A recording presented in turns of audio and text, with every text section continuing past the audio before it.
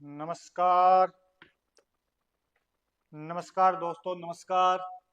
आइए, आप सभी का स्वागत है आपके अपने educational platform global career institute के अंदर। और आप सभी से रिक्वेस्ट है, कृपया एक बार क्लास को शेयर कर दीजिए। आवाज़ वगैरह बिल्कुल क्लियर है तो कमेंट कर दीजिए, फिर अपने शुरू करते हैं क्लास को। तो आवाज़ वगैरह क्लियर है क्या? पहले तो मेरे को कमेंट करके वो बताओ आप। चलो भी, यहाँ से तो आवाज़ बिल्कुल क्लियर है। और आप और बता दीजिए, और एक बार क्लास को शेयर कीजिए भी सभी। सभी को गुड इवनिंग, जय श्री कृष्णा, राधे राधे। चलिए सभी एक बार क्लास को शेयर कीजिए, फिर अपने शुरू करते हैं आज की क्लास।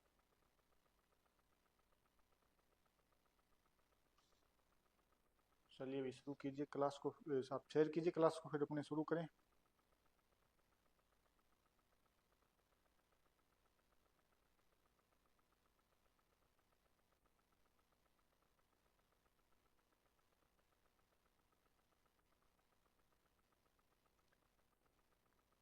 आवाज़ वगैरह बिल्कुल क्लियर है क्या?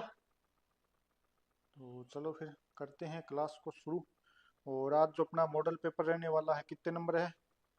3 हो गए ना। 4 नंबर अपना मॉडल पेपर होने वाला है। जो रीट हो चाहे राजस्थान की कोई भी भर्ती हो, इसको मद्देनजर रखते हुए आज अपना मॉडल पेपर संख्या 3 होने वाला है। ठीक है, तो चलिए भी अब शुरू करें क्लास को।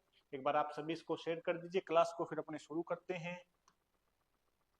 इसको थोड़ा बढ़ा लेते हैं, इसमें थोड़े कलर चेंज कर लेते हैं। इसमें रेड दे दिया आपने, अब इसके अंदर अपने कलर ये कर लेते हैं। इसमें दिखाओ, ठीक है, इसको थोड़ा बड़ा कर दो। आज अपना जो मॉडल पेपर संख्या है, वो अपना मॉडल पेपर संख्या 4। आज अपना मॉडल पेपर संख्या कितने नंबर होने वाला है? 4 नंबर मॉडल पेपर संख्या आज अपना। तो रीट या इसके अलावा कोई भी, अगर आप राजस्थान की भर्ती की तैयारी कर रहे हो, जिसमें जेल पैरी है, जिसमें ईओआरओ है, या और कोई भी आप जिस चीज की तैयारी कर रहे हो, उन सब के लिए महत्वपूर्ण क्लास होने वाली है। इसमें अपने मॉडल पेपर देख रहे हैं। और आज अपने कितने नंबर मॉडल पेपर होगा? 4 नंबर। कितने नंबर? 4 नंबर मॉडल पेपर आज अपने देखने वाले हैं। इससे पहले 3 देख लिए हैं। हर एक आपकी परीक्षा की दृष्टि से महत्वपूर्ण है। तो आप सभी एक बार क्लास को शेयर कीजिए। कि जर्रों में रह गुजर के चमक छोड़ जाऊंगा। आप सबके लिए है कि जर्रों में रह गुजर के चमक छोड़ जाऊंगा, पहचान अपनी दूर तलक छोड़ जाऊंगा, और खामोशियों की मौत गवारा नहीं मुझे, मैं शीशा हूं टूटकर भी खनक छोड़ जाऊंगा। तो चलिए अब शुरू करते हैं। आप सब क्लास को शेयर कर दीजिए, फिर अपने शुरू करें भी क्लास। आज की क्लास का आपका पहला क्वेश्चन आने वाला है आपकी कंप्यूटर स्क्रीन के ऊपर। और मात्र 5,000 रुपए का क्वेश्चन, ये लीजिए भी आपका पहला क्वेश्चन। आज की क्लास का आपका पहला क्वेश्चन है, ये लीजिए भी।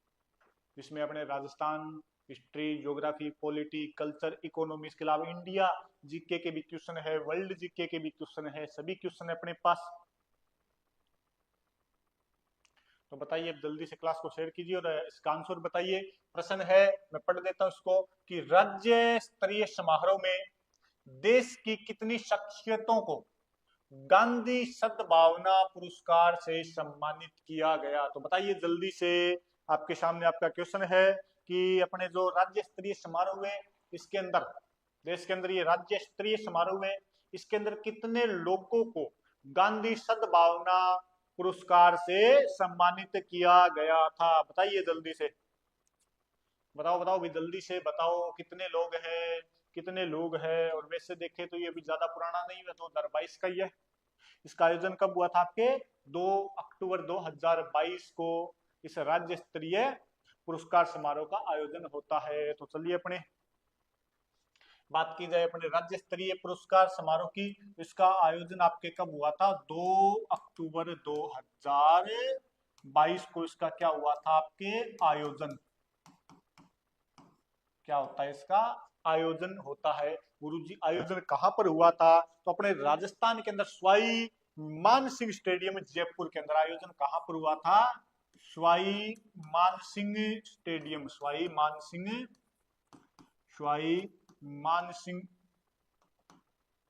मानसिंह स्टेडियम, ये आपके स्टेडियम जयपुर के अंदर इसका आयोजन हुआ था। कहां पर आयोजन होता है इसका? जयपुर के अंदर। सर इसके अंदर कितने लोगों को पुरस्कार दिया गया? कितने लोगों को? इसमें 5 लोगों को गांधी सद्भावना पुरस्कार कितने लोगों को दिया गया था इसके अंदर? जितने लोगों को दिया गया था उतनों को दिया गया था, 5 लोगों को। कितने लोगों को मिलता है? तो अपना ऑप्शन नंबर बी बिल्कुल सही हो जाएगा। ऑप्शन नंबर बी क्या हो जाएगा आपके? बिल्कुल सही हो जाएगा। ठीक है, कितने लोगों को दिया गया था? 5 लोगों को ये आपके पुरस्कार दिया गया था, तो ये ध्यान रखना भी। ठीक है, क्वेश्चन नंबर 1 यानी 61 का आपके क्या आंसर हो जाएगा? ऑप्शन नंबर बी, 5 लोगों को। इसका आयोजन कब होता है? 2 अक्टूबर 2022 को। आयोजन कहां पर हुआ था? अपने SM स्टेडियम जयपुर के अंदर इसका क्या होता है? आयोजन। ठीक है, राज्य स्तरीय समारोह का। और बात करें इसकी, तो इसके अंदर 5 लोगों को दिया गया था, और इसके अंदर आपकी राशि थी 5 लाख की। इसके अंदर राशि कितनी थी? 5 लाख की। 5 लाख रुपए तो इसके अंदर क्या थी आपके? राशि। इसके अलावा क्या था आपके? प्रशस्ति पत्र। प्रशस्ति पत्र इसके साथ में दिया गया था। ठीक है, तो 5 लाख रुपए और प्रशस्ति पत्र दे दिया। कितने लोगों को? 5 लोगों को। और आप उन 5 लोगों के नाम भी कमेंट में बताइएगा कौन कौन है। तो नेक्स्ट क्वेश्चन नंबर है 62। ये रहा आपके सामने की 62 नंबर क्वेश्चन कि राजस्थान की पहली नगर निकाय यानी आपके नगर परिषद, राजस्थान की पहली नगर निकाय यानी नगर परिषद कौन सी है जहां विधानसभा की तर्ज पर ऑनलाइन सवाल जवाब की शुरुआत हुई है? अपने राजस्थान की ऐसी कौन सी नगर परिषद है जिसके अंदर अपने जो विधानसभा की तर्ज पर ऑनलाइन सवाल जवाब की प्रक्रिया शुरू होती है? बताइए कौन सा? अजमेर नगर परिषद, सीकर नगर परिषद, जयपुर या झुंझुनू? बताइए कौन सा हो जाएगा इसके अंदर? आपके क्वेश्चन नंबर 62 का आंसर क्या होगा? जल्दी से बताइए। क्वेश्चन नंबर 62 का क्या होगा? जल्दी से बताइए।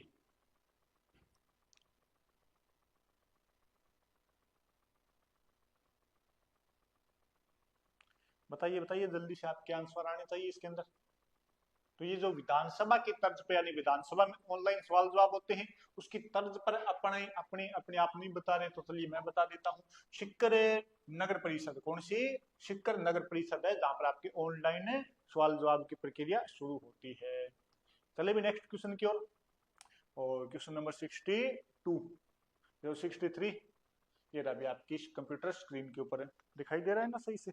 आप थोड़े छोटे बनवाए थे इनको। अपने क्या है कि राज्य क्वेश्चन है, राज्य ऊर्जा संरक्षण दिवस पर किस रेलवे स्टेशन को राजस्थान ऊर्जा संरक्षण पुरस्कार 2022 के अंतर्गत प्रथम पुरस्कार दिया गया? तो बताइए जल्दी से, राजस्थान का कौन सा रेलवे स्टेशन था जिसको अपने ऊर्जा संरक्षण, राष्ट्रीय ऊर्जा संरक्षण दिवस पर 2022 का राजस्थान ऊर्जा संरक्षण पुरस्कार दिया गया? बताइए किसको दिया गया? अपने जोधपुर रेलवे स्टेशन को, जयपुर को, बाड़मेर को या नागौर को? तो बताइए जल्दी से, आपका क्वेश्चन आपका आंसर आना चाहिए।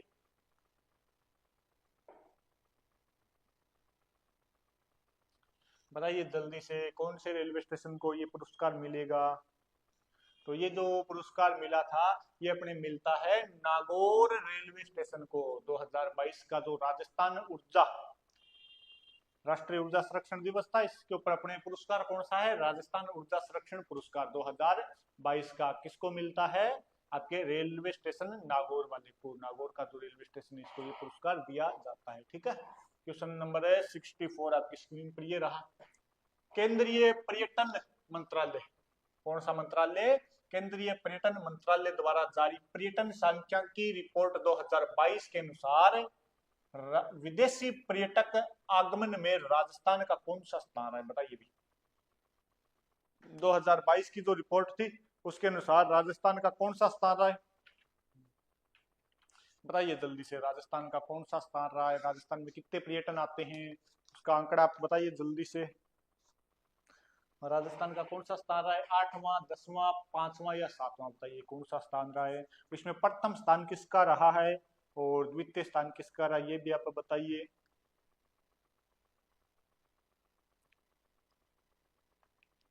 तो बात करें अपने केंद्रीय पर्यटन मंत्रालय की जो पर्यटन संख्या की है, इसके अंदर राजस्थान का स्थान तो कौन सा रहा है विदेशी पर्यटन में? विदेशी पर्यटन में बात की जाए तो राजस्थान का स्थान रहता है आपकी 10वां। राजस्थान का स्थान कौन सा रहता है? 10वां। 10वें स्थान के साथ यहाँ पर कितने पर्यटन आए थे राजस्थान के अंदर? इसके अंदर अपने पर्यटन आते हैं 34,806 पर्यटन। कितने पर्यटन विदेशी पर्यटन आए थे? कितने पर्यटक आते हैं विदेशी अपने? 34,806 पर्यटक। बात की जाए फर्स्ट स्थान की, इसके अंदर अपने देश के अंदर प्रथम स्थान, देश में प्रथम स्थान की अगर बात की जाए तो वो था आपके पंजाब। पहला स्थान कौन सा था? पंजाब। और बात कर दी जाए अपने दूसरे स्थान की, तो दूसरा जो स्थान है वो है अपने महाराष्ट्र। महाराष्ट्र आपके सेकंड स्थान रहा है इसके अंदर, ठीक है। और राजस्थान का कौन सा स्थान रहता है? 10वां। कितने पर्यटन आए थे? 34,806 पर्यटन, ठीक है। चलिए भी आगे आपके क्वेश्चन नंबर, और ये टोटल अगर अगर प्रतिशत में देखें तो ये आपके 3.3% हो जाएगा। कितना हो जाएगा? 3.3%। टोटल पर्यटकों का कितना प्रतिशत था? 3.3, ठीक है। नेक्स्ट चलिए भी क्वेश्चन नंबर 65 पे आपकी कंप्यूटर स्क्रीन के ऊपर। आज तो सीधे योजनाओं से करंट से क्वेश्चन आ रहे हैं।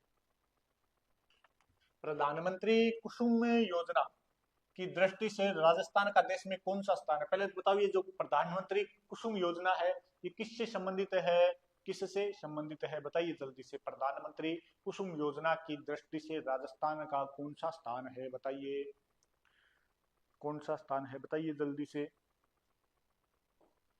ये जो प्रधानमंत्री कुसुम योजना है इसका संबंध है अपने सौर ऊर्जा से। किससे है? सौर ऊर्जा उत्पादन से इसका संबंध है। अब बताइए। गुड इवनिंग सर जी, कोमल पारिक। गुड इवनिंग कोमल जी, स्वागत है आपका क्लास में।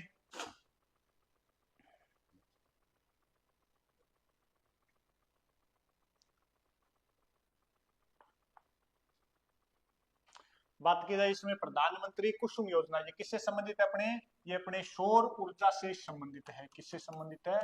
सौर ऊर्जा उत्पादन से। सौर ऊर्जा उत्पादन से संबंधित है अपने प्रधानमंत्री कुसुम योजना। अब बात की जाए इसकी कि इसके अंदर राजस्थान का कौन सा स्थान है, तो आप बता ही सकते हो। सौर ऊर्जा में तो अपना स्थान रहने वाला है वो पहला ही रहेगा। इसके अलावा अपने कहाँ जा सकते हैं? तो सौर ऊर्जा में अपना स्थान क्या रहने वाला है? पहला। तो प्रधानमंत्री कुसुम योजना, इसमें राजस्थान का स्थान कौन सा रहा है? पहला स्थान है, फर्स्ट स्थान है। बात की जाए इसकी सौर ऊर्जा की, तो इसके अंदर अपने राजस्थान में उत्पादन किया जाता है 16,000। इसके अलावा अपने 16,000 कितना है? 60 मेगावाट। 16,060 है मेगावाट का। 16,060 मेगावाट का अपने राजस्थान में क्या किया जाता है? सौर ऊर्जा का उत्पादन किया जाता है। उत्पादन किया जाता है, ठीक है। राजस्थान में सौर ऊर्जा का कितना उत्पादन किया जाएगा? 16,060 मेगावाट। और इसमें अपने राजस्थान पूरे देश में कौन सा स्थान रखता है? पहला स्थान रखता है, फर्स्ट स्थान रखता है। कौन सा? राजस्थान। और इस योजना के तहत अगर पहले पावर प्लांट की बात की जाए तो वो अपने जयपुर के अंदर कोटपुतली तहसील में लगाया गया था, बालोजी के अंदर। जयपुर के अंदर अपना जयपुर जयपुर के अंदर स्थान पड़ता है कौन सा? कोटपुतली। कोटपुतली। और यहाँ पर एक गांव पड़ता है कौन सा? बालोजी। तो बालोजी के अंदर ये अपने पहला, इस योजना के अंतर्गत अपने पहला जो फर्स्ट जो अपने संयंत्र लगाया गया था वो कहां पर लगाया गया था? बालोजी। कहां पर है? कोटपुतली जयपुर के अंदर ये संयंत्र यहाँ पर आपके लगाया गया था। ये 3.50 एकड़ भूमि के ऊपर है और इसमें 3.17 करोड़ रुपए का खर्च लगा है। भूमि कितनी है? 3.50 एकड़। और इसमें खर्चा कितना लगा है? 3.70 करोड़। 3.70 करोड़ का इसमें क्या लगा है आपकी? खर्चा, ठीक है। खर्चा लगा है। और राजस्थान फर्स्ट के अंदर अभी, और टोटल अपने कितने मेगा आपके कितने प्लांट हो चुके हैं इसके तहत? 45 प्लांट, यानी 45 प्लांट हो चुके हैं, ठीक है। चले भी नेक्स्ट। तो इसका उत्तर क्या हो जाएगा अपने? पहला स्थान। क्वेश्चन नंबर है 66। निम्नलिखित में से हड़प्पा सभ्यता, कौन सी सभ्यता दे रखी है आपकी? हड़प्पा सभ्यता का कौन सा नगर 3 भागों में विभाजित था? हड़प्पा सभ्यता का कौन सा नगर 3 भागों में विभाजित था? तो आप इसका आंसर बताइए कौन सा होगा। लोथल है, आपके धोलावीरा है, लोथल है, चहुंदड़ो या कालीबंगा। बताइए जल्दी से कौन सा आंसर होने वाला है, कौन सा आंसर होने वाला है। बात की जाए आपके हड़प्पा सभ्यता की तो इसे सिंधु घाटी सभ्यता भी कहा जाता है। सिंधु घाटी सभ्यता के नाम से भी जाना जाता है। सिंधु घाटी सभ्यता इसका मूल नाम है। किस नदी के किनारे थी, अपने नदी पूछ ली जाए कौन सी नदी होगी, तो इस नाम से ही पता चल रहा है आपकी नदी कौन सी होने वाली है, सिंधु नदी। कौन सी नदी, सिंधु नदी। पहला खोजा गया स्थान कौन सा था, हड़प्पा।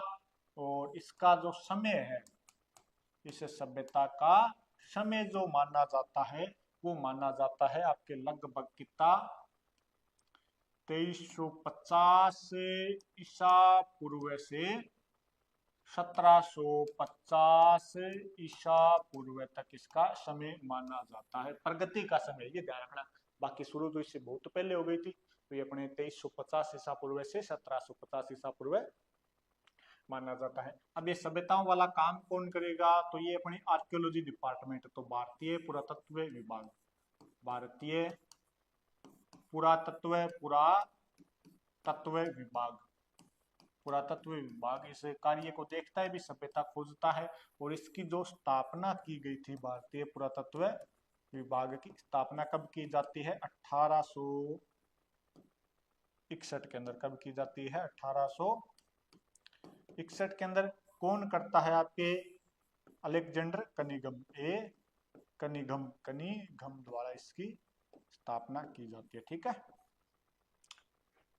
तो बताइए जल्दी से अब इसका आंसर क्या होने वाला है। सिंधु घाटी सभ्यता, ये अपने बात की जाए सिंधु घाटी सभ्यता की, हड़प्पा सभ्यता की, तो ये प्रथम नगरीय क्रांति, इसको क्या कहा जाता है, प्रथम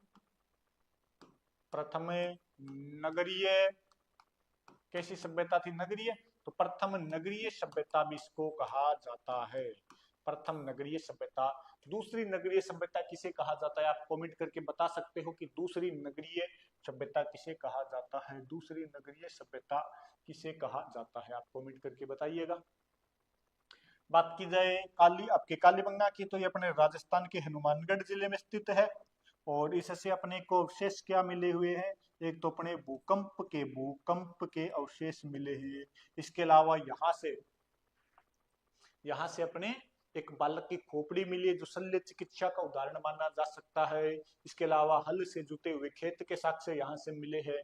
बात की जाए चनहूदड़ों की, तो ये पाकिस्तान के अंदर है। कहाँ पर है, पाकिस्तान के अंदर। यहाँ पर मनके बनाने का कारखाना, मनके बनाने का क्या मिला है, अपने कारखाना बनाने का कारखाना, वो भी कहां से मिला है, अपने चनहूदड़ों से मनके बनाने का कारखाना। बात की जाए लोथल की, तो लोथल कहां पर है, गुजरात के अंदर। लोथल कहां पर, आपके गुजरात के अंदर। और धोलावीरा भी कहां पर है, गुजरात के अंदर। कौन सी रात में, गुजरात के अंदर। अब बताइए इसका आंसर क्या होने वाला है।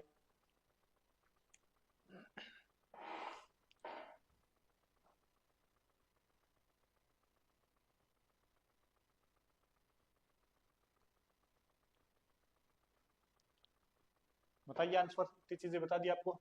इसका जो आंसर होने वाला है वो होगा आपके धोलावीरा। कौन सा नगर था, अपने धोलावीरा। बाकी सभी सिंधु घाटी सभ्यता के जितने भी नगर थे वो 2 भागों में विभाजित मिले हैं, दुर्ग टीला और नगर टीला।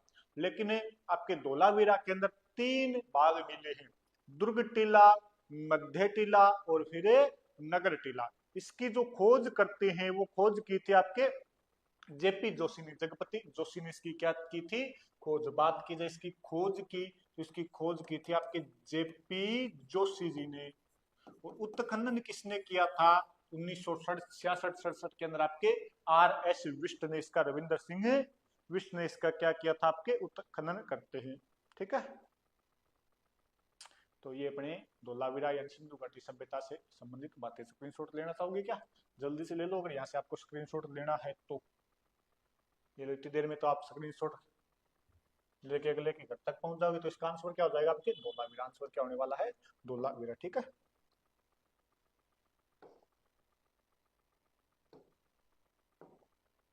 चलो नेक्स्ट ये आपके क्वेश्चन नंबर 67, 67 नंबर क्वेश्चन है, ऋग्वेद के कौन से मंडल में वर्ण व्यवस्था का उल्लेख मिलता है? बताइए ऋग्वेद के कौन से मंडल में वर्ण व्यवस्था का उल्लेख मिलता है? तो सबसे पहले तो आप बता दीजिए कि ऋग्वेद में कितने मंडल है, उसके बाद में आप बता दीजिए कि इसमें वर्ण व्यवस्था का उल्लेख किस मंडल में मिलता है। बात की जाए ऋग्वेद के मंडलों की, तो ऋग्वेद के अंदर टोटल कितने मंडल है आपके? 10 मंडल है। कितने मंडल है? 10 मंडल है। इस ऋग्वेद के 10 मंडल है, इसके तीसरे मंडल में, कौन से मंडल में? अपने तीसरे मंडल के अंदर, तीसरे मंडल में, तीसरे मंडल के अंदर किसका उल्लेख मिलता है? गायत्री मंत्र मिलता है। कौन मिलता है? गायत्री मंत्र है, जिसकी रचना किसने की थी? विश्वामित्र ने। रचना किसने की? आपके विश्वामित्र ने इसके क्या की है? रचना की है। और बात की जाए गायत्री मंत्र किसको समर्पित है, तो ये आपके भगवान भगवान सूर्य को समर्पित है। किसको समर्पित है? भगवान सूर्य का जो शैवृता रूप है, शैवृता रूप है यानी सुबह वाला रूप है, उसको ये समर्पित है गायत्री मंत्र। बात की जाए कि इसके अंदर कौन से सूक्त के अंदर वर्ण व्यवस्था का उल्लेख मिलता है, तो वर्ण व्यवस्था की अगर बात की जाए तो वो मिलेगा आपके 10वें मंडल के अंदर। कौन से मंडल में? 10वें मंडल में वर्ण व्यवस्था का उल्लेख मिलता है। जो 10वां मंडल है इसके अंदर अपने सूक्त मिलते हैं। मंडल तो कौन सा हो गया? 10वां। इसके अंदर आपके एक तो सूक्त है पुरुष सूक्त। कौन सा सूक्त है? पुरुष सूक्त। और पुरुष सूक्त के अंदर अपने को क्या मिलता है?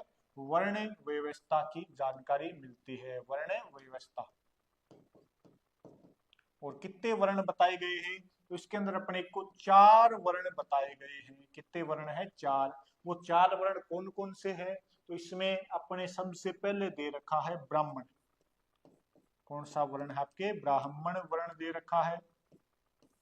और ब्राह्मण का माना जाता है कि जो आदि स्वरूप ब्रह्मा है, उसके मस्तिष्क के भाग से किसका उत्पत्ति होती है? अपने ब्राह्मण की। उसके बाद में है क्षत्रिय। दूसरा वर्ण कौन सा दे रखा है आपके? क्षत्रिय, जो उस आदि पुरुष की भुजाओं से उत्पन्न हुआ है। तीसरा जो वर्ण होता है वो है इसके अंदर वैश्य, जो जांगों से उत्पन्न हुआ है। और चौथा जो वर्ण दे रखा है वो दे रखा है इसके अंदर शूद्र, और शूद्र अपने पैरों से उत्पन्न हुए। तो 4 वर्ण इसके अंदर अपने को। इसी 10वें मंडल के अंदर अपने को नदी सूक्त मिलता है। कौन सा सूक्त मिलता है?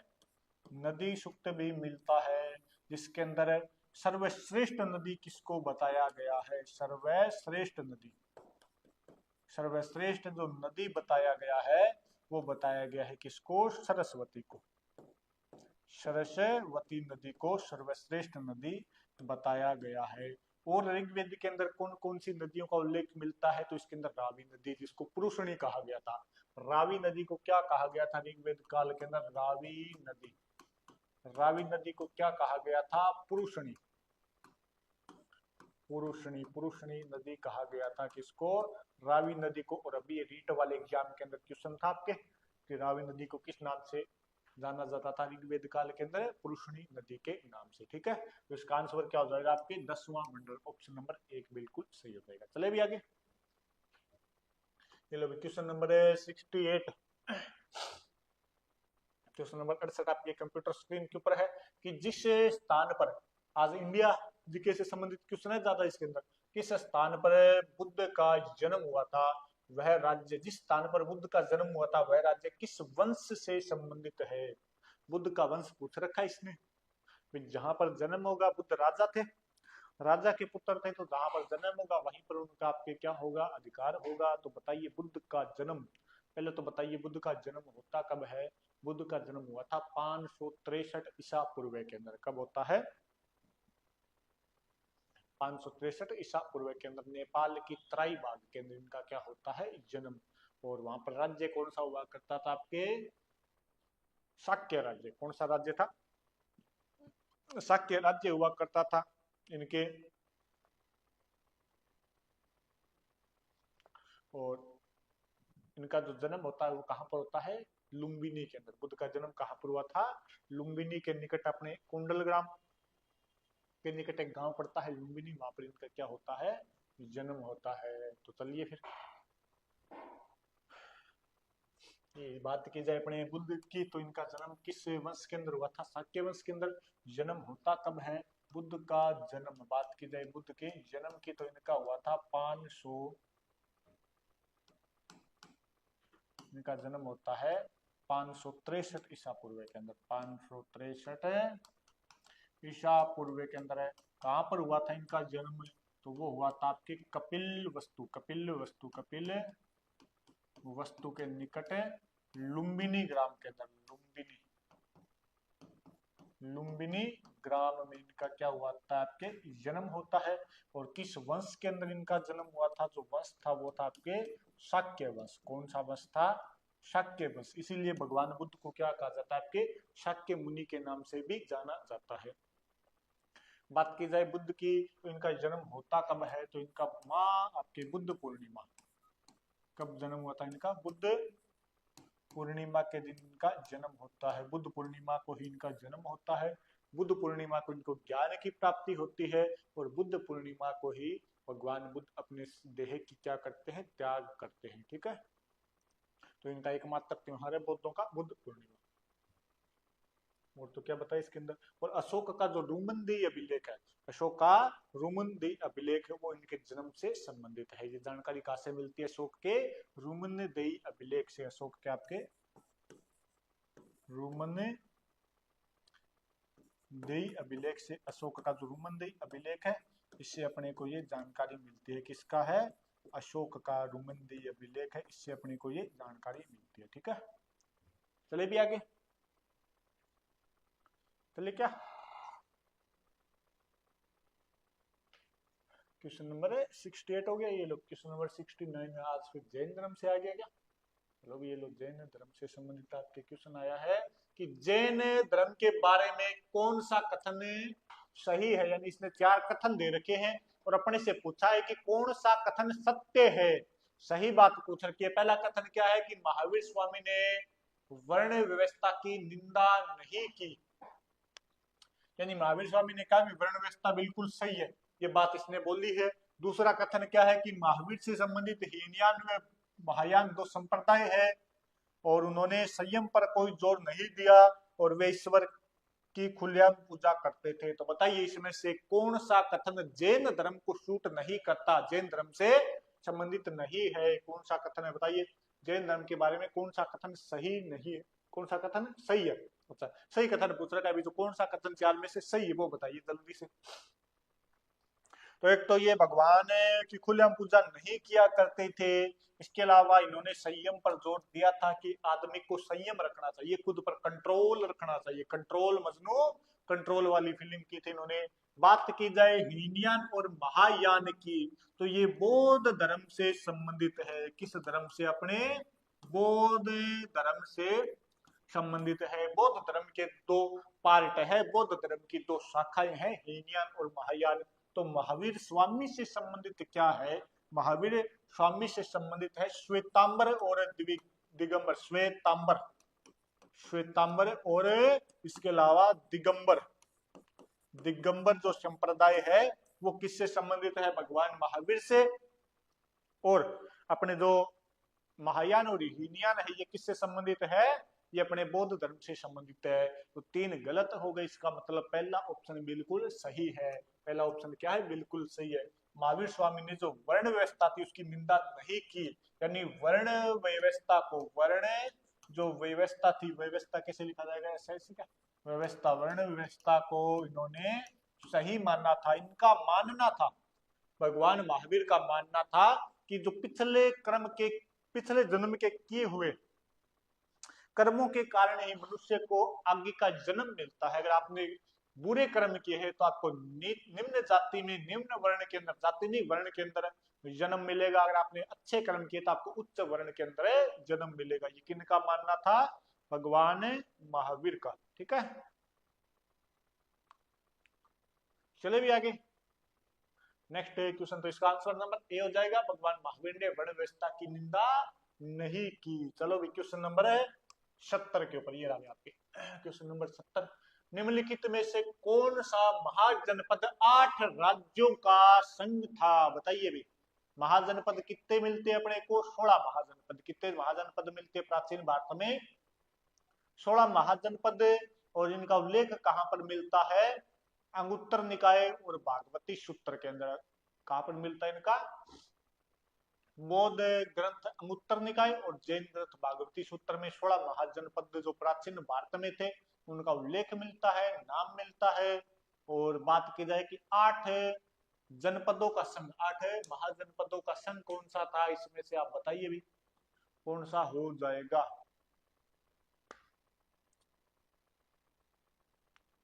बताइए जल्दी से, आंसर कितना हो जाएगा आपके क्वेश्चन नंबर 70 का। बात की जाए अपनी महाजनपदों की, तो प्राचीन भारत के अंदर कितने महाजनपद थे? 16 महाजनपद। महाजनपद हुआ करते थे।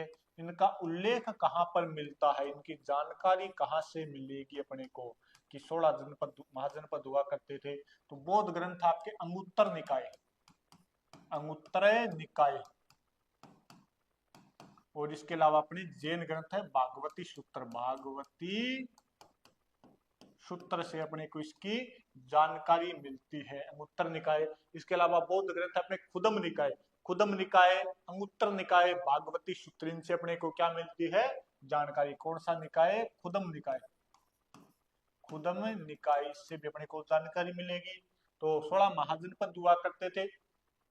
बात की जाए कि 8 महाजनपद, 8 राज्यों का संघ कौन सा हुआ करता था? तो वो था अपने वज्जी। कौन सा हुआ करता था? वज्जी महाजनपद।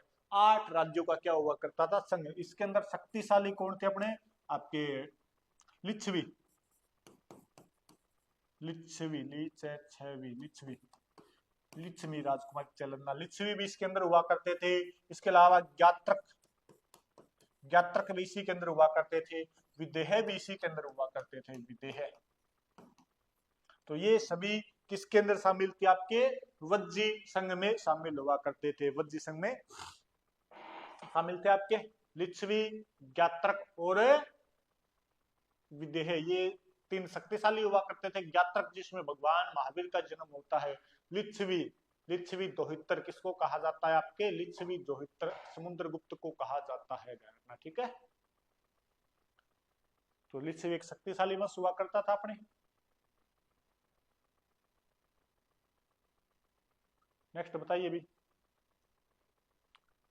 वैशाली के लिच्छवी। तो चले भी आपके ऑप्शन नंबर डी बिल्कुल सही हो जाएगा, वज्जी संघ। ये लीजिए भी। अच्छा, मिलान करना है क्या इसको? शनि धातु, ये आपके मौर्य काल से संबंधित है। किस काल से संबंधित है? मौर्य काल के अंदर 18 तीर्थ बताए गए थे, उनसे संबंधित है। मौर्य काल के कितने तीर्थ बताए गए थे? 18। उन 18 तीर्थों से आपके ये संबंधित है कि कौन सा, अच्छा इसमें सम्मिलित करना है कौन सा कहां पर क्या सही है, ये पूछा है ना। तो बताइए जल्दी से, इसका आंसर क्या हो जाएगा? शनि दाता।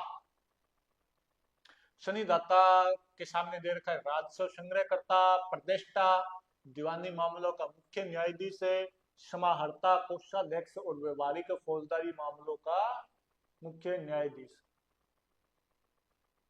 तो बताइए भी आंसर क्या होने वाला है?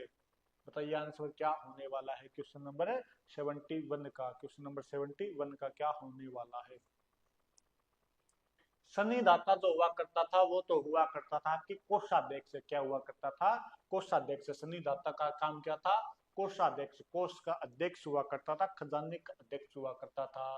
प्रदेष्टा की बात की जाए तो ये अपने मुख्य न्यायाधीश हुआ करता था। कैसे मामलों का? फौजदारी मामलों का। और बात की जाए समाहर्ता की, ये राजस्व कलेक्ट करने वाला, कर इकट्ठा करने वाला, राजस्व संग्रह करता हुआ करता था। और बात की जाए अपने व्यवहारिक की, तो ये दीवानी मामलों का प्रमुख हुआ करता था। ठीक है, यानी शनि दाता ये अपने क्या है? ये तो है कोषाध्यक्ष।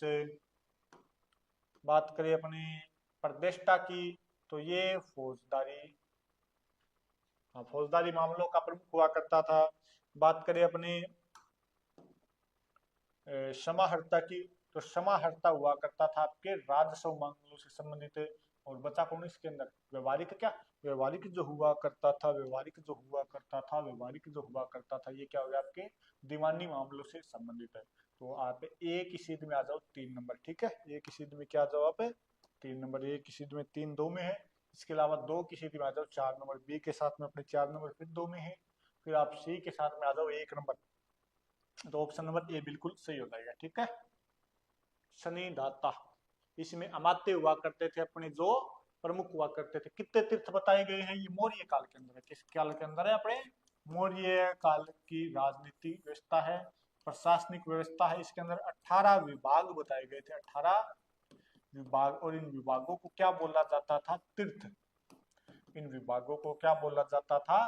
तीर्थ बोला जाता था मौर्य काल के अंदर। ठीक है, तो ये उन्हीं से संबंधित है। नेक्स्ट क्वेश्चन आपका, इसका आंसर नंबर 1 हो जाएगा। नेक्स्ट क्वेश्चन आपकी कंप्यूटर स्क्रीन पर ये रहा कि धम्म के बुनियादी सिद्धांतों में अशोक ने सर्वाधिक बल किसे दिया? दान पर, सहिष्णुता पर, आत्मनिरीक्षण पर और अहिंसा पर। बताइए भी।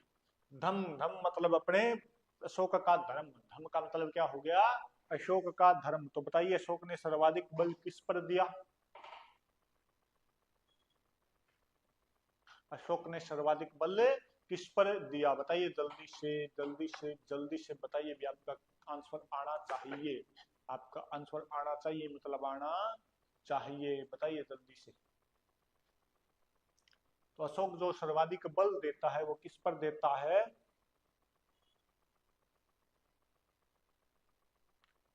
सहिष्णुता पर। किस पर देता है? आपके सहिष्णुता पर सर्वाधिक बल देता है धर्म के अनुसार। इसके अंदर आपके जो अभिलेख है अशोक का, 7वां 11वां और 12वां, 7वां 11वां और 12वां अभिलेख है, उसके अंदर इसके बारे में चर्चा भी की गई है। कौन सा अभिलेख हो जाएगा? एक तो 7वां, इसके अलावा 11वां और 12वां अभिलेख। ठीक है, 12वां अभिलेख आपके 12वां है, 12वां अभिलेख। इसके अंदर सहिष्णुता पर अशोक चर्चा भी करता है, उनका जिक्र भी करता है। तो इसका आंसर क्या हो जाएगा? Option number B. सल्तनत कालीन दिल्ली किस सुल्तान ने एक कृषि विभाग मंत्रालय की स्थापना की थी? बताइए भी। अपने सल्तनत काल की प्रशासनिक व्यवस्था से, सल्तनत काल की प्रशासनिक व्यवस्था से क्वेश्चन है कि जो सल्तनत काल का कोई दिल्ली सुल्तान है, क्योंकि सल्तनत काल में सुल्तान कहा जाता था शासकों को, तो उसमें कौन सा ऐसा शासक है जिसने एक कृषि विभाग की स्थापना की है? बताइए जल्दी से, बताइए जल्दी से, किसने की है? कृषि विभाग की स्थापना किसने की थी?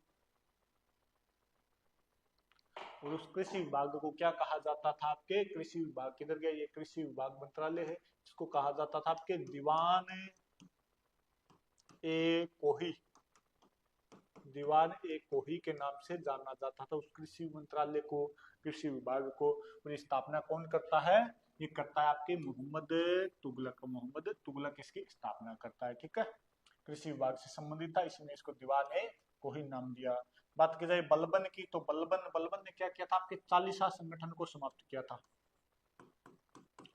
चालीसा जो संगठन था इसको समाप्त करने वाला कौन था? आपके बलबन।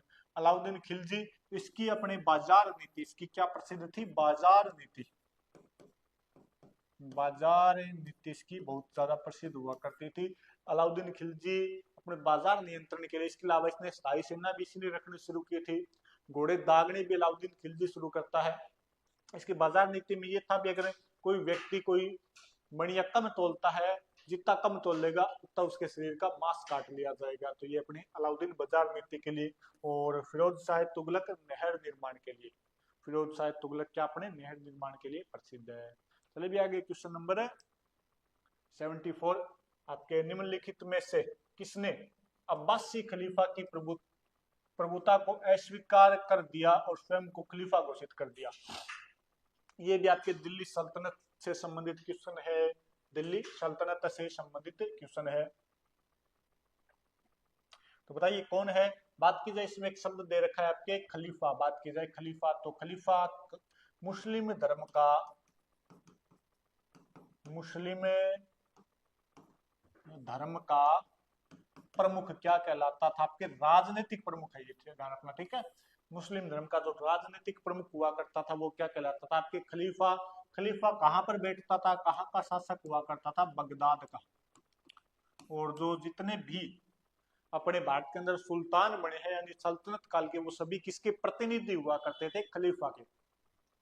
बादशाह खुद स्वतंत्र शासक है और खलीफा क्या है? आपके सॉरी सुल्तान क्या है? खलीफा का प्रतिनिधि। तो जितने भी सल्तनत काल में वो सुल्तान बने, मुगल काल में बादशाह नहीं, वो स्वतंत्र शासक है। और ये जो सुल्तान हुए वो क्या हुए थे, अपने खलीफा के प्रतिनिधि हुआ करते थे। अब बात की जाए इसके अंदर कौन था, वो आपके कुतुबुद्दीन मुबारक शाह। हाँ, कुतुबुद्दीन मुबारक शाह ये अपने 1316 से 1316 से 20 तक लगभग शासन रहता है। खिलजी वंश का शासक था। किस वंश का शासक था? खिलजी। खिलजी वंश से संबंधित था ये। और वो आपके अलाउद्दीन खिलजी के बाद में राजा बनता है। इसने खुद को अपने खलीफा ही घोषित कर दिया था कि मैं ही खलीफा हूं, मैं ही मुस्लिम धर्म का राजनीतिक प्रमुख हूँ। ठीक है, चलते हैं अपने आगे। तो इसका आंसर नंबर बी हो जाएगा। अब चलिए क्वेश्चन नंबर 75। मुगल काल से संबंधित निम्नलिखित में से कौन सा युगम सही सुमेलित नहीं है? आपको गलत युगम बताना है इसमें से। तो गलत बात की जाए तो ये पहला दे रखा है कि 1560 में बैरम खान का पतन, 1564 में गोंडवाना का पतन, 1570 में रणथंभौर विजय और 1576 में हल्दी घाटी का युद्ध। बताइए भी जल्दी से कौन सा गलत है इसके अंदर। असुमेलित कथन कौन सा है? असुमेलित कथन कौन सा है? बात की जाए असुमेलित कथन की, तो बैरम खान का जो पतन होता है वो होता है 1560 के अंदर, क्योंकि 1556 से 1564 आपके 60 तक अकबर किसके निर्देशन में पला और बड़ा था? बैरम खान के। बैरम खान के वो बाद में पकड़ लेता है 1560 में। और 3 ऑप्शन दिए थे कि या तो आप सूबेदार बन के रह जाओ, या आप मेरे सलाहकार बन जाओ, और या क्या कर लो, मक्का चले जाओ। तो बैरम खान ने कहा मक्का चला जाऊंगा। मक्का जब जा रहे थे रास्ते के अंदर तो गुजरात तट के ऊपर उनकी किसी आपके अफगानी ने हत्या कर दी थी। माना जाता है अकबर ने करवाई थी, जो भी हो। तो पहला कथन तो बिल्कुल सही है।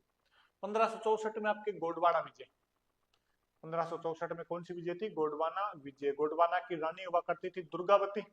अपने छोटी क्लास में पाठ लगता था विपेंद्र वर्मा। हाय हाय विपेंद्र वर्मा जी, स्वागत है आपका क्लास में। आप इसका आंसर बताइए विपेंद्र जी। अपने रानी दुर्गावती वाला पाठ पढ़ा करते थे, रानी दुर्गावती। वो अपने गोंडवाना प्रदेश से हुआ करती थी। तो 1564 बिल्कुल सही है। हल्दी घाटी युद्ध 18 जून 1576 के अंदर हल्दी घाटी युद्ध होता है अकबर और राणा प्रताप के मध्य। ये कथन भी बिल्कुल सही है। तो फिर गलत पूछा इसने। रणथंभौर विजय कब होती है? आपके 1569 के अंदर। रणथंभौर विजय कब हुई थी? 1569 ईस्वी में रणथंभौर विजय होती है। सुरजनहाड़ा बुंदे का शासक हुआ करता था। इसी के अंडर में रणथंभौर दुर्ग हुआ करता था और इससे रणथंभौर दुर्ग ले लेता है सुरजनहाड़ा का 1578 के अंदर, आपके 69 के अंदर। ठीक है, तो क्वेश्चन नंबर गलत पूछा इसने, ऑप्शन नंबर सी आपके बिल्कुल सही हो जाएगा। ठीक है, तो चलिए आपके 75 का क्वेश्चन नंबर, आपके ऑप्शन नंबर सी। फिर अपने क्वेश्चन नंबर 76, मुगल कालीन मनसबदारी व्यवस्था में मासिक मान किसके काल में, मासिक मान किसके काल में प्रारंभ हुआ? अकबर, जहांगीर, शाहजहां या औरंगजेब? बताइए जल्दी से कि मुगल कालीन प्रशासनिक व्यवस्था है, इसमें एक शब्द आता है आपके मनसबदारी। मनसबदारी की शुरुआत किसने की थी? अकबर ने। मनसब का मतलब होता था कोई भी सेनापति, उसको सेना दे दी गई।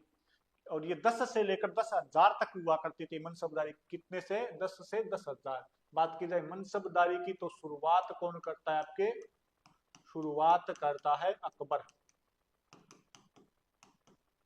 अकबर ने इसकी क्या की थी? शुरुआत। कितने से कितने हुआ करती थी? ये हुआ करती थी 10 से 10,000 के मध्य मनसबदारी हुआ करती थी। मतलब किसी को 10 सैनिक दे दिए, किसी को 1000 दे दिए, किसी को 500 दे दिए, उसकी योग्यता के अनुसार उसको सैनिक दिए जाते थे। सर्वाधिक मनसबदारी प्राप्त करने वाला अगर बात की जाए हिंदू की तो वो था आपके मान सिंह, जिसको अपने 7,000, मान सिंह आमेर वाला, इसको कितनी मनसबदारी मिलती है? 7,000 की मनसबदारी मिलती है। अकबर के समय इसको मनसबदारी मिलती है। बात की जाए सर्वाधिक हिंदू मनसबदारों की तो वो अपने औरंगजेब के समय हुआ करती थी मराठों को। औरंगजेब के समय किनको हुआ करती थी? मराठों को सर्वाधिक मनसबदारी थी। बात की जाए मासिक काल में, मासिक मान में इसकी बात की जाए, मासिक मान में प्रारंभ कर दी गई थी तो ये अपने शाहजहां के समय। किसके समय? शाहजहां के समय। क्योंकि उनकी जो आपके अनुमानित आय और वास्तविक आय, वास्तविक आय और अनुमानित आय मैनेज नहीं हो रही थी, तो उसको अपने मैनेजमेंट करने के लिए शाहजहां ने कहा इनकी महीने के महीने हिसाब करो, इनका क्या किया जाए, महीने के महीने हिसाब किया जाए। वास्तविक आय और इनकी जो अनुमानित आय हुआ करती थी उसको जमा बोला जाता था, और जो वास्तविक आय हुआ करती थी उसको हासिल बोला जाता था। तो हासिल और जमा जब मैनेजमेंट नहीं हो रहा था तो शाहजहां ने कहा महीने के महीने हिसाब करो, इनको खत्म करो, तो वो अपने हो गया। ठीक है, तो क्वेश्चन नंबर है अपने 76 का क्या हो जाएगा, सी ऑप्शन सही हो जाएगा। क्वेश्चन नंबर 77, निम्न में से कौन सा एक विद्वान पृथ्वीराज चौहान का दरबारी नहीं था, यानी पृथ्वीराज चौहान के दरबार में नहीं था, कौन नहीं था निम्नलिखित में से, कौन नहीं था बताइए जल्दी से। विद्यापति गौड़, बागेश्वर, जनार्दन या जिनपति सूरी, बताइए कौन नहीं था, कौन नहीं था आपके, जल्दी से बताइए। पृथ्वीराज चौहान के दरबार में कौन नहीं था, अपने विद्यापति गौड़ हुआ करते थे, इसके अलावा कौन थे, जनार्दन हुआ करते थे, विश्वरूप हुआ करते थे, चंद्रवरदाई हुआ करते थे, ये सभी जयानक दे दिए इसमें, जयानक हुआ करते थे। और कौन कौन था पृथ्वीराज चौहान के दरबार में, अपने एक तो हुआ करता था जयानक, एक हुआ करता था अपने विश्वरूप, इसके अलावा और कौन था, विद्यापति गौड़, इसके अलावा और कौन था अपने चंद्रवरदाई, चंद्रवरदाई, पृथ्वी वल्लभ कहा जाता है इसको। और अपने वागीश्वर भी इसी के दरबार में था, वागीश्वर भट्ट हुआ करते थे। जनार्दन आ गया का, जनार्दन भी इसी के दरबार में हुआ करता था। कौन नहीं था, तो आपके जिनपति सूरी, कौन नहीं था पृथ्वीराज के दरबार में, जिनपति सूरी नहीं हुआ करते थे। तो ऑप्शन नंबर डी अपने बिल्कुल सही हो जाएगा। ये इसके समकालीन जरूर है लेकिन इसका दरबारी नहीं ध्यान रखना, ठीक है, समकालीन है ये, पृथ्वीराज के क्या आपके समकालीन है लेकिन दरबारी नहीं है, दरबारी इधर अपने दे रखे हैं। तो ये अपने क्वेश्चन नंबर 77 का आंसर हो गया डी ऑप्शन। चले भी आगे। और जो जिनपति है ये आपके बंडानक विजय, जो पृथ्वीराज ने बंडानकों का दमन किया था उसका उल्लेख कौन करता है, आपके जिन विजय करता है, ठीक है, जिनपति सूरी, सॉरी जिनपति सूरी इनका उल्लेख करता है लेकिन जिसके दरबार में नहीं था। ये रहा आपके क्वेश्चन नंबर 78, मॉडर्न इंडिया से संबंधित है।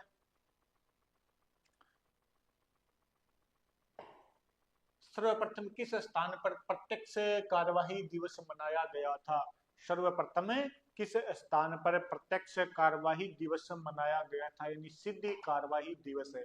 पहले बताइए कब मनाया गया था, 16 अगस्त 1946 को। कब मनाया जाता है, 16 अगस्त 1946 को मनाया गया था आपके प्रत्यक्ष कार्यवाही दिवस, इसको सीधी कार्यवाही दिवस भी कहा जाता है, सीधी कार्यवाही दिवस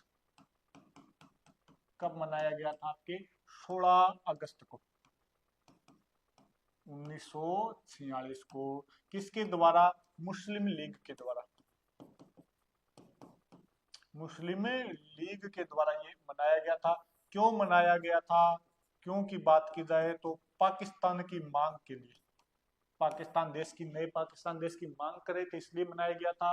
सर्वप्रथम कहाँ मनाया जाता है, तो उस ऑप्शन नंबर 1 बिल्कुल सही हो जाएगा आपके, कलकत्ता के अंदर। कहाँ मनाया जाता है, कलकत्ता में ये मनाया जाता है, ठीक है। तो चलिए आगे क्वेश्चन नंबर 78 का आपसे ऑप्शन नंबर क्या हो जाएगा, ए, कलकत्ता के अंदर आपका ये दिवस मनाया जाता है। और बात की जाए कहाँ पर मनाया गया था, सबसे पहले कलकत्ता के अंदर। और वहां पर आपके कौन, किसकी सरकार हुआ करती थी, सुहाववर्तियों की, किसकी सरकार हुआ करती थी आपके, सुहाववर्तियों की, सुहाववर्ती सरकार हुआ करती थी वहां पर आपके। तो वहां पर ये सबसे पहले सिद्ध कार्रवाई दिवस या प्रत्यक्ष दिवस के रूप में मनाया जाता है मुस्लिम लीग द्वारा। तो ऑप्शन नंबर ए बिल्कुल सही हो जाएगा। क्वेश्चन नंबर 79, 79 नंबर क्वेश्चन है कि राम प्रसाद बिस्मिल और अशफाक उल्लाह खां की फांसी किस षड्यंत्र केस के तहत दी गई थी। बिल्कुल बहुत ज्यादा सिंपल है, बहुत ज्यादा आपके प्रसिद्ध केस है ये। तो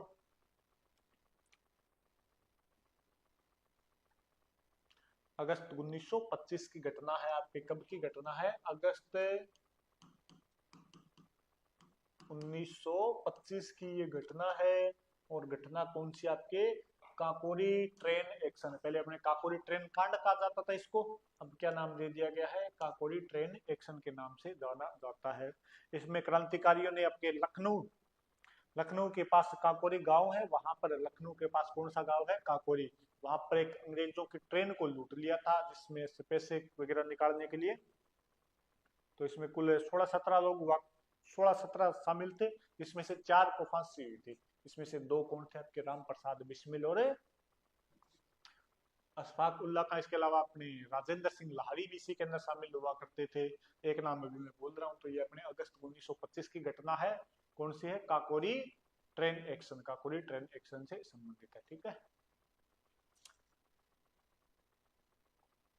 नेक्स्ट आपके क्वेश्चन नंबर 80 है, अमृतसर के जलियांवाला बाग में निर्दोष लोगों पर नृशंस गोलीबारी का आदेश देने वाले पंजाब के तत्कालीन गवर्नर माइकल ओ डायर की हत्या किसने की? किसने की बताइए भी?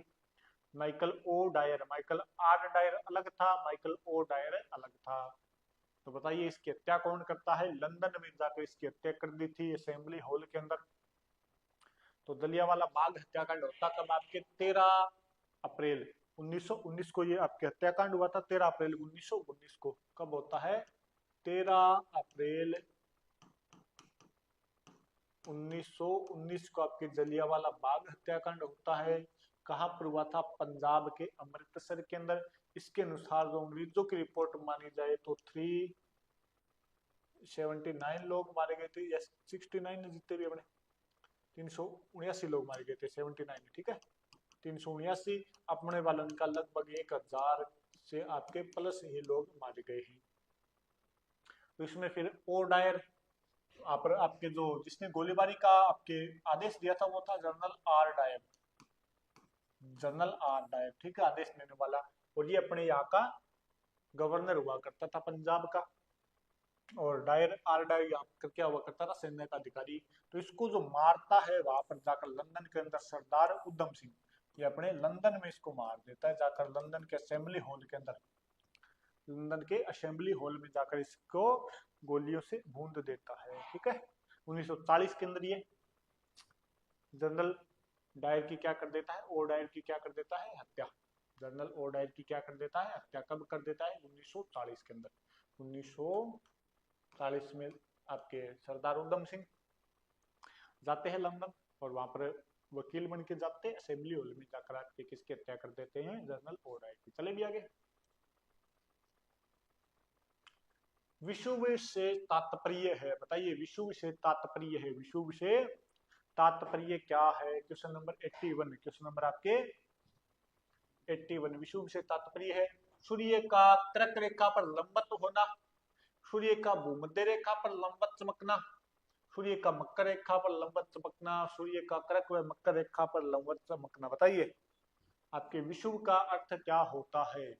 विषुव का अर्थ क्या होता है? बात की जाए विषुव की, तो ये अपनी पूरी की पूरी क्या है? क्या पृथ्वी। ये अपनी क्या है? पूरी की पूरी पृथ्वी। इसके अंदर बात की जाए अपने, तो ये है 0 डिग्री अक्षांश, जिसे किस नाम से जाना जाता है? भूमध्य रेखा। भूमध्य रेखा के नाम से जाना जाता है। ये अपने 23.5 डिग्री उत्तरी अक्षांश, नीचे अपने 23.5 डिग्री 23.5 डिग्री अपने दक्षिणी अक्षांश स्थित है। दक्षिण अक्षांश साउथ हो गया। अब बात की जाए सूर्य जब भूमध्य रेखा पर होता है, किस पर होता है? सूर्य भूमध्य, सूर्य आपके भूमध्य रेखा पर होता है, तो इसको क्या कहा जाता है? विषुव कहा जाता है। इसको क्या कहा जाता है? विषुव कहा जाता है। कब होता है भूमध्य रेखा पर सूर्य? 21 मार्च और 23 सितंबर को। 21 मार्च और 23 सितंबर को कब होता है आपके? 21 तो मार्च हो गया, और प्लस में 23 सितंबर को हो गया। कर्क रेखा पर लंबवत कब होता है आपके? 21 जून को। इसके अलावा आपके मकर रेखा पर लंबवत कब होता है सूर्य? 22 दिसंबर को। तो ये ध्यान रखना। इसको कर्क विषुव बोला जाता है, इसको अपने मकर विषुव बोला जाता है, इसको सीधा विषुव बोल देते हैं। अब अपने यहाँ पर 21 जून को अपने कौन सी ऋतु होती है? बसंत ऋतु, सॉरी ग्रीष्म ऋतु। 21 मार्च को अपने कौन सी ऋतु होती है? बसंत, तो इसे वसंत विषुव कहा जाता है। 21 से सितंबर आपके 23 सितंबर को अपने शरद ऋतु का प्रारंभ हो जाता है, तो शरद विषुव इसे कहा जाता है। ठीक है, ये अपने क्या हो गया? वसंत विषुव, ये अपने शरद विषुव के नाम से जाना जाता है। ऑप्शन नंबर बी बिल्कुल सही है। ठीक है, चलिए भी आगे क्वेश्चन नंबर 82। वायुमंडल की किस परत में, वायुमंडल की किस परत में मौसम संबंधी घटनाएं घटित होती है? वायुमंडल के किस परत के अंदर? 4 परत है अपने, समताप, ताप, क्षोभ, आयन। इसमें मौसम संबंधी घटनाएं किसके अंदर होती है? जिसके अंदर अपने रहेंगे वो ये क्या? क्षोभ मंडल। ये क्या इसका बताइए भी, अपने जिस मंडल में, कौन से मंडल में अपने रहते हैं? क्षोभ मंडल के अंदर। तो आंसर नंबर बिल्कुल क्या हो जाएगा आपके? क्षोभ मंडल। इसके अंदर अपने वायुमंडल है, इसके अंदर अपने ऑक्सीजन है, और लगभग ये अपने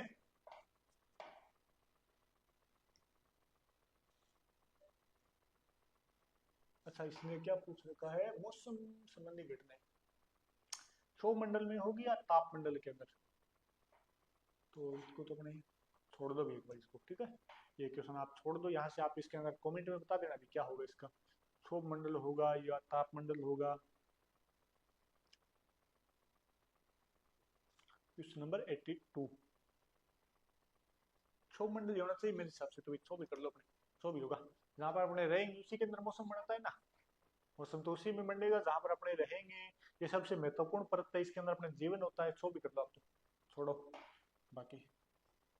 ओजोन गैस की परत किस मंडल में अवस्थित है? तो ये अपने समताप मंडल के अंदर। किसके अंदर है? समताप मंडल के अंदर। और ओजोन जो परत है ये सूर्य से आने वाली, इसी के अंदर एरोप्लेन उड़ते हैं। इसी के अंदर क्या उड़ते हैं? अपने एरोप्लेन समताप मंडल के अंदर उड़ते हैं। और ये सूर्य से आने वाली पराबैंगनी किरणों से हमारी क्या करती है? रक्षा करती है। चलिए क्वेश्चन नंबर 84। ऐसे ज्वार जिनकी ऊंचाई में विभिन्नता होती है उन्हें क्या कहा जाता है? ज्वार बाटाता है समुद्र के अंदर, उनकी ऊंचाई में विभिन्नता होती है, उसे क्या कहा जाता है? उसे क्या कहा जाता है? तो जिसकी आपके विभिन्नता यानी ऊंचा भी होगा, कम नीचा होगा, सभी प्रकार के होंगे, तो क्या हो जाएगा आपके? मिश्रित ज्वार। कैसा हो जाएगा? मिश्रित ज्वार। ऑप्शन नंबर सी आपके बिल्कुल सही हो जाएगा। Option number C. और ये ज्यादातर आते कहाँ पर? उत्तरी अमेरिका महाद्वीप के अंदर ज्यादातर ये ज्वार आते हैं आपके। उत्तरी अमेरिका और प्रशांत महासागर के मध्य ये ज्वार उत्पन्न होते हैं। ठीक है, क्वेश्चन नंबर 85। निम्नलिखित में से किस कृषि को कोल खहोज कहा जाता है? कोल खहोज कहा जाता है। कौन सी कृषि है जिसको कोल खहोज के नाम से जानेंगे? बताइए जल्दी से, कौन सी कृषि है जिसको कोल खहोज के नाम से जानेंगे? बताइए जल्दी से। ये जो कोल खहोज है ये अपने सामूहिक कृषि है। कौन सी है? सामूहिक कृषि। कहाँ पर की जाती है? आपके सोवियत रूस के अंदर। सोवियत रूस के अंदर इसको सामूहिक कृषि को कोल खहोज के नाम से जाना जाता है। तो क्वेश्चन नंबर 85 का आंसर क्या हो जाएगा आपके? कोल खहोज किसे, किस कृषि को कहा जाता है? आपके सामूहिक कृषि को, सामूहिक कृषि को कहा जाता है। शुष्क जो मरुस्थलीय भागों में होती है। ट्रक फार्मिंग ऐसी कृषि, जैसे अपने कोई सब्जी वगैरह उत्पादन कर दिया तो हाथों हाथ ट्रक की आवश्यकता पड़ेगी ना, कि अपनी सब्जी तोड़ी और हाथों हाथ बाजार तक लेके जाओ, तो ट्रक फार्मिंग होगी वो। उद्यान अपने उद्यान विज्ञान से संबंधित हो गई, एग्रीकल्चर से संबंधित हो गई। तो ये अपने और सामूहिक कृषि कहाँ पर होती है? जिसे कोल खोल कहा जाता है, कोल खोज कहा जाता है। कहाँ पर होती है? सोवियत रूस के अंदर। ठीक है, नेक्स्ट चले भी। 86 है कि उष्ण कटिबंधीय चक्रवात को हिंद महासागर में किस नाम से जाना जाता है? आपने बहुत ज्यादा प्रश्न आता है इसका। आपने ज्यादा केस लगभग होता ही रहता है कि आज ये हो गया, आज ये हो गया। तो इसको साइक्लोन के नाम से, किस नाम से जाना जाता है? साइक्लोन। अपने तूफानों के नाम ही देखते हैं कि उष्ण कटिबंधीय हिंद महासागर, अपने हिंद महासागर ही लगता है, तो अपने तूफानों के नाम ही देते हैं साइक्लोन। अपने जो हिंद महासागर में सेना के अभ्यास और युद्ध अभ्यास होते हैं उनको भी अपने क्या नाम देते हैं, साइक्लोन। तो नाम क्या हो गया अपने, साइक्लोन के नाम से जाना जाएगा। किस नाम से जाना जाएगा। और ये 8 डिग्री से 15 डिग्री आपके उत्तरी अक्षांश के मध्य होता है। कहां से आप 8 डिग्री से 15 डिग्री उत्तरी अक्षांश के मध्य अपने हिंद महासागर में उत्पन्न होने वाले चक्रवात है। क्या एक प्रकार के क्या है, चक्रवात, ठीक है, जिन्हें साइक्लोन के नाम से जाना जाता है। क्वेश्चन नंबर 87, ये उत्तरी गोलार्ध में तीव्र गति से चलने वाली ध्रुवीय पवनों को क्या कहा जाता है। उत्तरी गोलार्ध में तीव्र गति से चलने वाली, उत्तरी गोलार्ध मतलब अपना वाला गोलार्ध, इसके अंदर है, तीव्र गति से चलने वाली ध्रुवीय पवनों को क्या कहा जाता है। इनको कहा जाता है आपके जो ठंडी हवाएं होती है, साइबेरिया क्षेत्र से आने वाली ठंडी हवाएं। कौन से, साइबेरिया, साइबेरिया रूस से आने वाली जो ठंडी हवाएं होती है, कैसी हवाएं, ठंडी हवाएं, उन्हें क्या कहा जाता है, नॉइस्टर के नाम से जाना जाता है। किस नाम से, नॉइस्टर के नाम से जाना जाता है। किस नाम से जाना जाएगा, नॉइस्टर के नाम से इन्हें जाना जाता है। ठीक है भाई, चलिए अपने क्वेश्चन नंबर 88, अंतरराष्ट्रीय तिथि रेखा किस महासागर के मध्य से 180 डिग्री देशांतर पर उत्तर से दक्षिण की ओर खींची गई है। महासागर पूछा है कि क्या है, अंतरराष्ट्रीय तिथि रेखा, ये आपके प्रशांत महासागर में, प्रशांत महासागर के अंदर, महासागर के अंदर इसका जो निर्धारण किया गया था आपके 1885, क्या 1885 में इसका निर्धारण किया गया था। और 8 बार इसको मोड़ा गया है। कितने मोड़ इसके अंदर, 8 बार इसको मोड़ा गया है। कितने मोड़ इसके अंदर, 8 बार मोड़ी गई है। और इसके पूर्व के अंदर दिन क्या हो जाएगा, घट जाएगा, दिन क्या हो जाएगा, घट जाएगा। और पश्चिम के अंदर आएंगे तो दिन क्या हो जाएगा आपके, एक दिन बढ़ जाता है। ठीक है, और लंदन से होकर गुजरती है, कहां से होकर गुजरती है, लंदन से होकर गुजरती है।